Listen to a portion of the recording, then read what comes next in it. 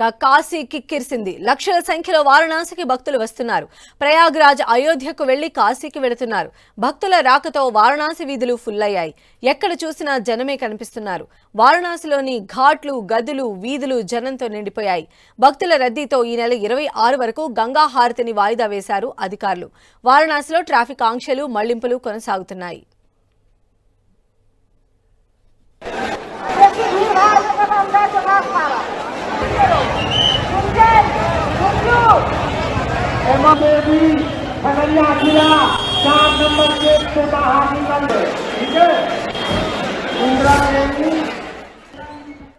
So ప్రయాగ్రాజ్కు వెళ్ళినటువంటి భక్తులు ఎవరైతే ఉన్నారో అక్కడ స్నానం ఆచరించిన తర్వాత అటు అయోధ్య చేరుకుని కాశీకి కూడా పయనమవుతూ ఉన్నారు.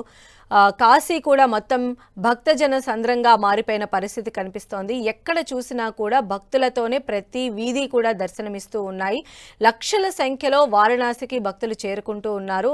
మనం చూస్తున్నాం ప్రయాగ్రాజ్లో ఏదైతే మహాకుంభమేళా జరుగుతుందో కుంభమేళాలో పాల్గొన్నటువంటి వారందరూ అటు అయోధ్య బాలరాముని దర్శనం కావచ్చు, ఆ తర్వాత అక్కడి నుంచి కాశీ క్షేత్రానికి కూడా చేరుకొని వారందరూ కూడా పుణ్య స్నానాలు ఆచరించి దేవతలను దర్శించుకుంటున్నటువంటి పరిస్థితుల నేపథ్యంలో మొత్తం వారణాసి అంతా కూడా భక్తజన సంద్రమైంది. మనం అక్కడ డ్రోన్ విజువల్స్లో కూడా చూడొచ్చు.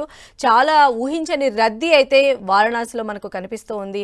ఇప్పటికే వారణాసికి వస్తున్నటువంటి భక్తులతో ట్రాఫిక్ ఆంక్షల్ని కూడా పెద్దగా ఏర్పాటు చేయడం కూడా జరిగింది. వెహికల్స్ మూవ్మెంట్ కూడా చాలా స్లోగా వెళ్తున్నటువంటి పరిస్థితి అయితే కనిపిస్తూ ఉంది. భక్తులైతే అటు ప్రయాగ్రాజు, అయోధ్య తర్వాత కాశీకి వెళ్లే విధంగానే వాళ్ళ ట్రిప్ని కూడా ప్లాన్ చేసుకొని వస్తున్నట్టు దానికి అనుగుణంగానే ప్యాకేజీలను కూడా ట్రావెల్స్ సంస్థలు డిజైన్ చేసినట్టుగా మనం అర్థం చేసుకోవచ్చు. ఇంకా కొన్ని రోజుల్లో ఈ మహాకుంభమేళా ముగియబోతోంది. ప్రయాగ్రాజ్కి ఇప్పటికే భక్తుల సంఖ్య పెరిగిపోతూ ఉంది. ఆ భక్తులు కూడా మొత్తం ఈ పుణ్యక్షేత్రాలన్నింటినీ కూడా దర్శించుకొని వెళ్లే విధంగా ప్లాన్ చేస్తున్నారు. అందులో భాగంగానే కాశీ విశ్వనాథుడిని కూడా దర్శించుకోవడానికి వారణాసికి జనం పోటెత్తారు.